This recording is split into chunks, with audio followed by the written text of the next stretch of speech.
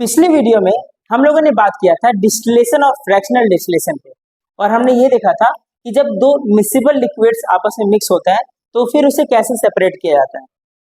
और आज की वीडियो में हम लोग बात करेंगे कि अगर कोई कलर पिगमेंट्स, एक से ज्यादा कलर्स के पिगमेंट्स जो होते हैं अगर एक साथ कंबाइंड रहते हैं तो उन सभी कलर्स को कैसे सेपरेट किया जाता है। So hello everyone, my self अंश, और आप देख रहे हैं क्लास 9th के केमिस्ट्री का फर्स्ट चैप्टर जो कि है mixtures and their separation methods. तो आज हम लोग सेपरेट करेंगे कलर्स पिगमेंट को और देखेंगे कि इसे किस प्रोसेस से सेपरेट किया जाता है। तो चलिए देखते हैं।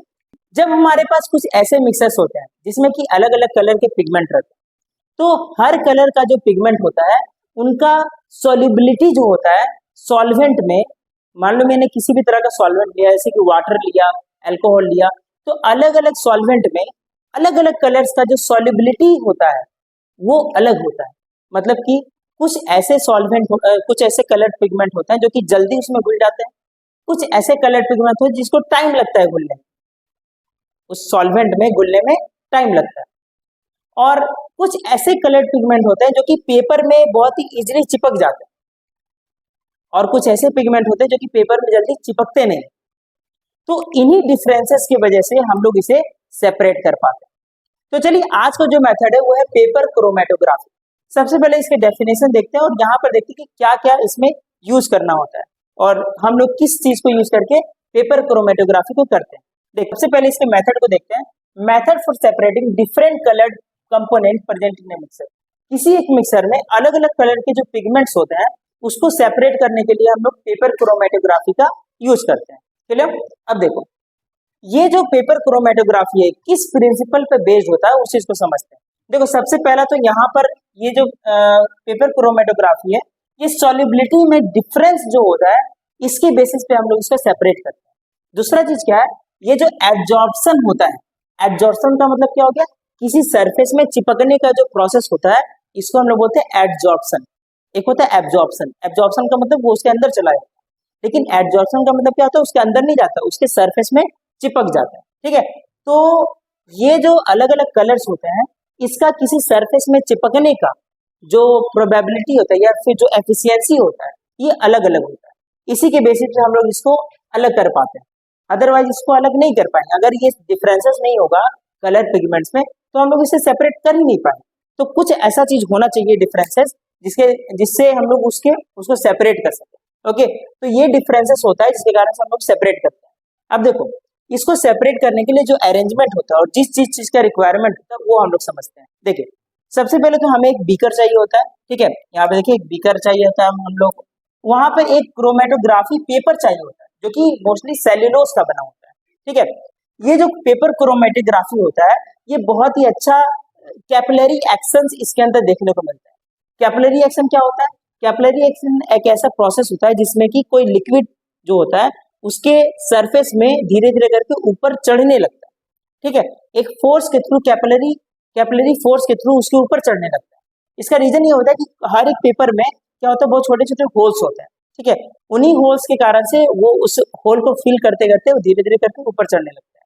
ठीक है, तो वहां पर देखो ये जो पेपर क्रोमेटोग्राफी है इसमें ये जो प्रोसेस होता है कैपिलरी एक्शन का ये बहुत ही अच्छा देखने को मिलता है, इसीलिए हम लोग यहाँ पर यूज करते हैं इसे। ओके, फिर हम लोग को वो इंक चाहिए होता है जिसके कलर को हम लोग सेपरेट करना चाहते हैं। जैसे कि मान लो ब्लैक इंक जो होता है, ब्लैक इंक जो होता है आपका, इसके अंदर में 3 कलर्स रहते हैं। एक होता है आपका ब्लू, एक होता है आपका ब्लू, इसमें होता है आपका येलो भी रहता है।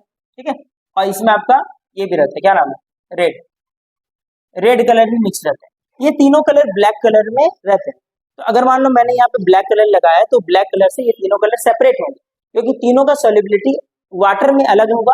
मैंने यहाँ पे देखो सॉल्वेंट के फॉर्म में क्या लिया है, वाटर या फिर अल्कोहल, आप दोनों में से कोई भी ले सकते हैं। ठीक है ना, और भी अलग अलग सॉल्वेंट ले सकते हैं जिसमें कि कलर पिगमेंट सॉल्युबल होते हैं। ठीक है, तो अब देखिए यहाँ पे कि मैंने इसको इस तरह से अरेंज किया है कि एक पेंसिल मैंने यहाँ पे लिया है, ये क्या पेंसिल लिया है मैंने जिससे कि वो होल्ड हो सके वहां पे सबसे ऊपर में होल्ड हो सके बीकर के ऊपर में, और यहाँ पे पेपर को मैंने इसे स्टिक कर दिया। ठीक है, अब देखिए इस वाले पॉइंट पे मैंने वो कलर इंक का स्पॉट मैंने डाल दिया जिसको सेपरेट करना है। ओके, आपको यहाँ पर ध्यान ये देना है कि ये जो स्पॉट वाला पार्ट होगा ये वाटर में टच नहीं करना चाहिए, उससे ऊपर होना चाहिए, ताकि धीरे धीरे जब ये वाटर ऊपर जाएगा तो ये कलर को बाद में मिक्स होगा, पहले मिक्स नहीं होना चाहिए, क्योंकि ये प्रोसेस थोड़ा स्लो होता है। ठीक है, तो ये धीरे धीरे ये प्रोसेस होता है यहाँ पे। ओके, तो इसलिए हमको यहाँ पे व्हाइट जो वाटर यहाँ पे वाटर से ऊपर ये ब्लैक जो स्पॉट होता है, इंक स्पॉट जो होता है, उसको ऊपर रखना चाहिए। ठीक है, अब ये जो था ये पूरा अरेंजमेंट आपको समझ में आ गया होगा। अब देखो यहाँ पे प्रोसेस कैसे होता है।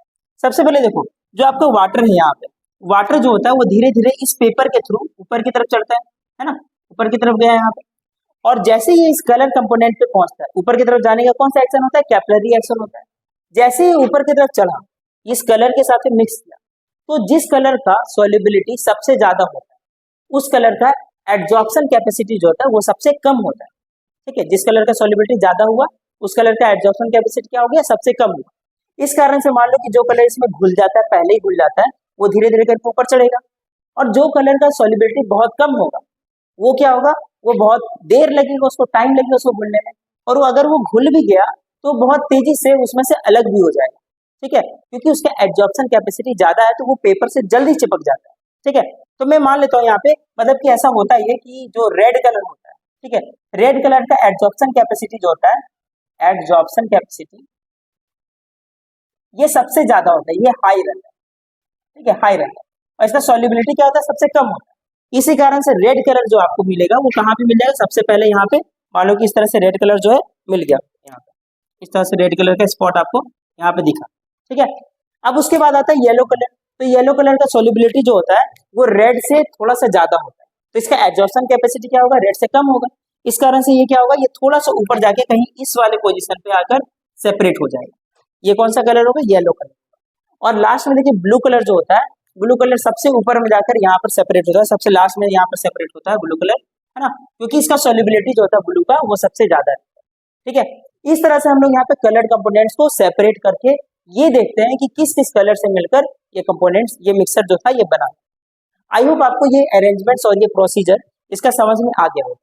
अब हम लोग यहाँ पे बात करते हैं कि ये जो पेपर क्रोमेटोग्राफी है, इसको हम लोग अपने डेली लाइफ में कहाँ कहाँ पे यूज करते हैं, तो चलिए देखते हैं। अब हम लोग देखते हैं यहाँ पे कि इसका यूज कहाँ कहाँ पे होता है। तो सबसे पहले देखो, इंक से जितने भी डाइज होते हैं, उसके जितने भी कलर पिगमेंट होते हैं, उसको सेपरेट करने के लिए यूज करते हैं।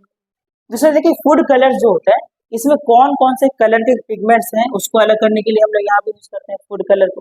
ठीक है, फिर लीव्स के अंदर में कौन से पिगमेंट है, किस कलर का पिगमेंट है, किस कलर के पिगमेंट लीव्स के अंदर में पाए जाते हैं, उसको सेपरेट करने के लिए हम लोग पेपर क्रोमेटोग्राफी यूज करते हैं। ठीक है, उसका देखो ड्रग्स को डिटेक्ट करने के लिए, क्योंकि हर एक ड्रग का जो होता है वो सॉल्युबिलिटी अलग अलग होता है, तो उसको भी डिटेक्ट करने के लिए हम लोग यहाँ पे पेपर क्रोमेटोग्राफी यूज करते हैं। ठीक है, उसका देखो ब्लड या फिर यूरिन के सैंपल्स को भी डिटेक्ट करने के लिए भी हम लोग यहाँ पे क्या यूज करते हैं, पेपर क्रोमेटोग्राफी यूज करते हैं। ठीक है, आई होप आपको इसके सारे यूजेस समझ में आ गए।